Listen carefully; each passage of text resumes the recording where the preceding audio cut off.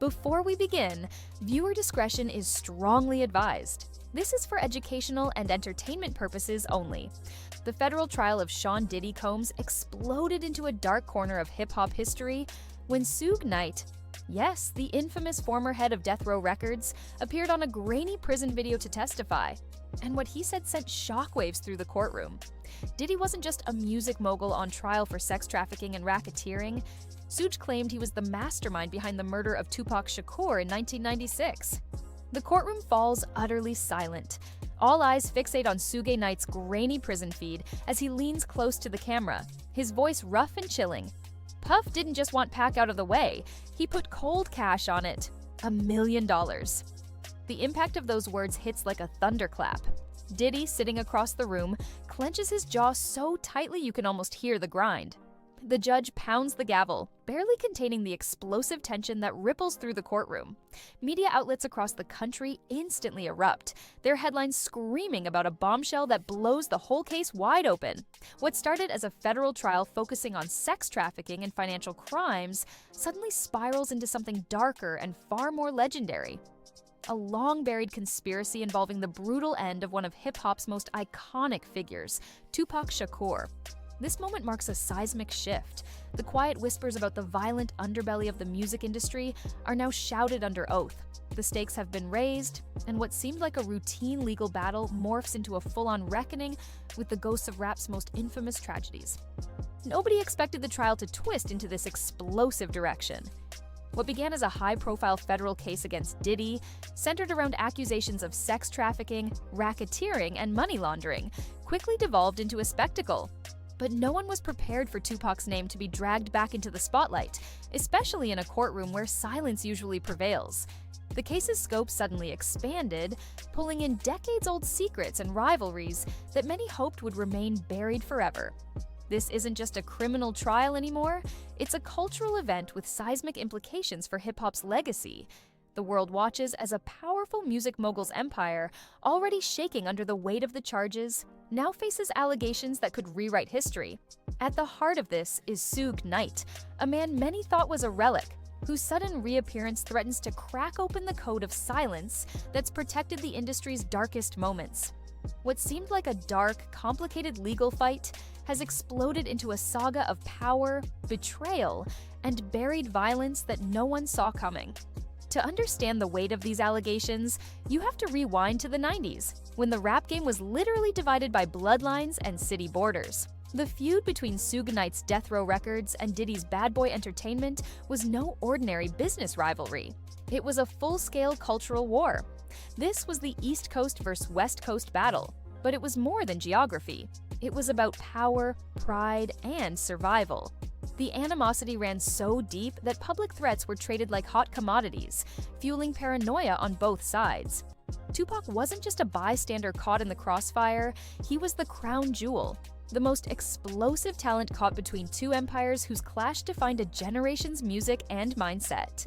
These tensions created an atmosphere charged with suspicion and danger, where every move could be life or death. Fans often romanticized the drama, but behind the scenes, the stakes were deadly serious, and whispers of violence and payback circulated quietly but constantly. This feud set the stage for the tragedy that would haunt hip-hop for decades, making every new revelation feel like pulling back the curtain on a war that never really ended. The night Tupac's life was cut short remains one of the most haunting mysteries in music history. The scene is set, the charged energy of the Mike Tyson fight, a violent brawl erupting at the MGM Grand, and Tupac sitting in the back of a black BMW with Suge Knight driving. Then, the sudden chaos. Gunfire shattering the night, leaving Tupac wounded and his fate uncertain. The public was stunned not only by the violence, but by the fact that despite the high-profile nature of the shooting, no arrests ever followed. How does one of the world's biggest stars get attacked in such a brazen way, with witnesses everywhere and still the trail goes cold? The unanswered questions fueled rumors for decades. Who was behind the attack? Was it a random act of gang violence or a carefully orchestrated hit? And most provocatively, who paid for it? These questions have become a constant echo in hip-hop lore, and now, with Suge Knight's courtroom revelations, they're being asked again under the harsh light of the law. The night in Vegas has never felt more relevant. or more mysterious. Suddenly, the courtroom darkens and flickers as a prison video feed activates. Suge Knight appears, older, grizzled, and full of fury.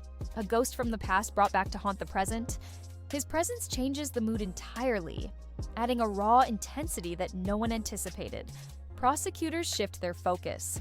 This isn't just about sex trafficking anymore. They're now reopening one of hip-hop's coldest cases, questioning the events that have long been cloaked in silence. Suge's reputation as a violent, unpredictable figure adds weight and danger to every word he utters, making jurors and viewers alike lean in closer. For a man once thought sidelined, his testimony threatens to upend everything, blending the worlds of old-school hip-hop battles with the modern courtroom drama. The tension is palpable, and the fact that these claims are coming directly from someone who lived through the era makes it feel impossible to ignore. Suge is no longer just a defendant or witness. He's a key player in a story that has haunted music culture for more than 25 years. Then, the bombshell lands. Suge Knight boldly claims that Puff put out a hit, $1 million bounty, on Pacific and on me. The courtroom gasps. The weight of this statement is staggering. It's not just an accusation, it's an explosion that detonates in real time, shaking everyone present and sending shockwaves across social media and newsrooms worldwide. Diddy visibly loses his composure, his carefully maintained public persona cracking under the pressure. Reporters scramble to catch every word, trying to unpack what Suga means and why he's dropping such a devastating claim now. Prosecutors are thrown into chaos, having to quickly pivot their strategy around this unexpected revelation. The atmosphere is electric. The damage to Diddy's image is immediate and devastating. What started as allegations of personal misconduct rapidly shift into something far more serious: implications of involvement in orchestrating violent acts. Public opinion, always fickle, begins to turn, with brands hastily severing ties and distancing themselves from the embattled mogul. Behind closed doors, panic spreads through Diddy's legal and PR teams as they scramble to contain the wildfire. Social media lights up with speculation, memes, and outrage, fueling an already feverish atmosphere.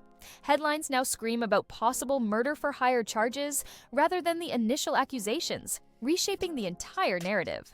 This moment feels like the collapse of a carefully crafted empire, built not just on musical influence, but on years of controlling the narrative and keeping certain truths under lock and key. The fallout is about more than just a single court case. It threatens the legacy of one of the industry's most influential figures and raises hard questions about the true cost of success in hip-hop. But then, the inevitable counterpoint emerges. Can Suge Knight really be trusted? A man with a violent past, a convicted felon, and countless enemies, Suga's reputation is fraught with contradictions. To some, he's a living legend, a guardian of West Coast rap's gritty roots. To others, he's a dangerous figure whose word is clouded by years of bitterness and self-preservation. Prosecutors' decision to rely on his testimony raises eyebrows. Was this move a calculated risk to fracture Diddy's defense, or is there genuine truth behind Suge's explosive claims? Some experts suggest Suge may be using the courtroom as a platform for revenge or leverage, while others believe he's finally telling a piece of a truth long suppressed. The jury and the public face a monumental dilemma. Can the testimony of a man with everything to gain or lose be taken at face value? This credibility battle adds a complex new layer to the trial, blurring the lines between fact and speculation. Suge didn't stop at naming names. He hinted at a larger, more sinister network behind the scenes. According to him, this wasn't a lone act, but part of an organized operation involving East Coast gang ties and shadowy figures in the life. Rumors have long circulated about Diddy's inner circle being present in Vegas that night, but this testimony pulls those whispers into the courtroom light. The suggestion that powerful players within the industry and criminal world collaborated to silence Tupac and possibly others adds a chilling dimension to the case. This wasn't just about personal rivalry, it was about control, power, and fear running deep through the veins of the business. The layers of silence, intimidation, and decades-old loyalty create a daunting wall that few have dared to challenge until now. Whether or not these claims hold up, they expose the tangled web of alliances and betrayals that continue to shape the hip-hop world today. The story takes another dark turn when considering the fate of Biggie Smalls, Tupac's East Coast counterpart, who died 6 months later in Los Angeles. Conventional wisdom has long painted his death as retaliatory, part of the ongoing Coast feud. But Suge's shocking claim is that it was something far more calculated, a cleanup job designed to silence Biggie and protect deeper secrets.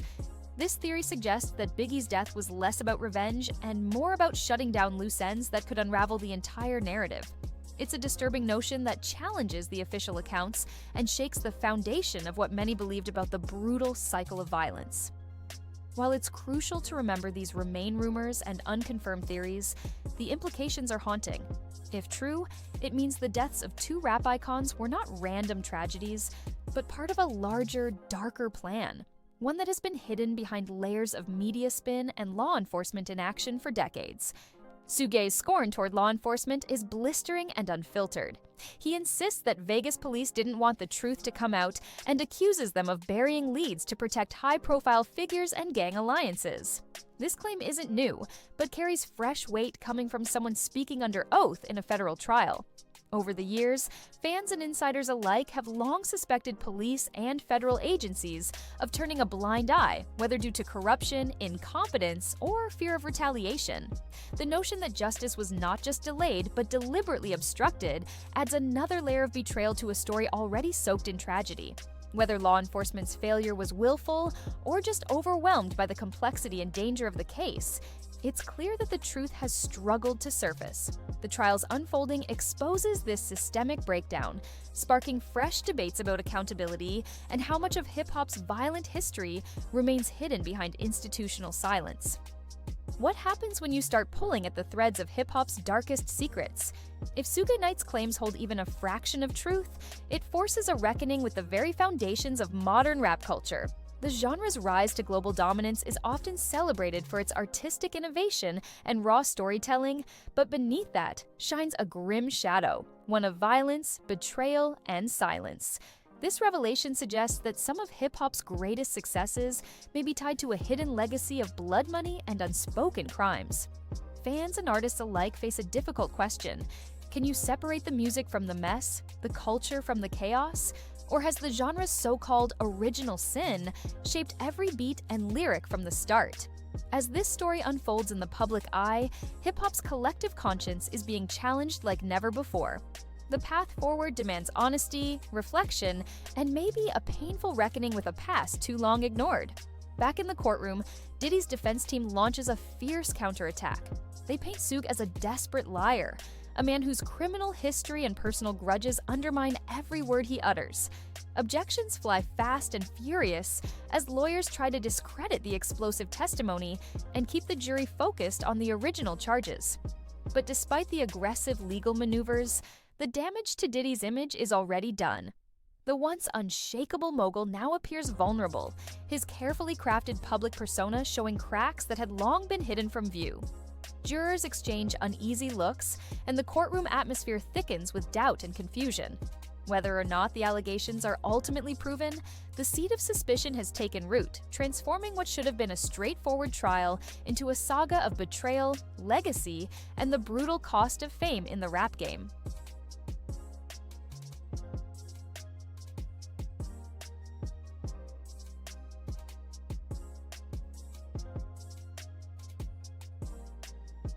As the trial continues, questions swirl about what this all means moving forward.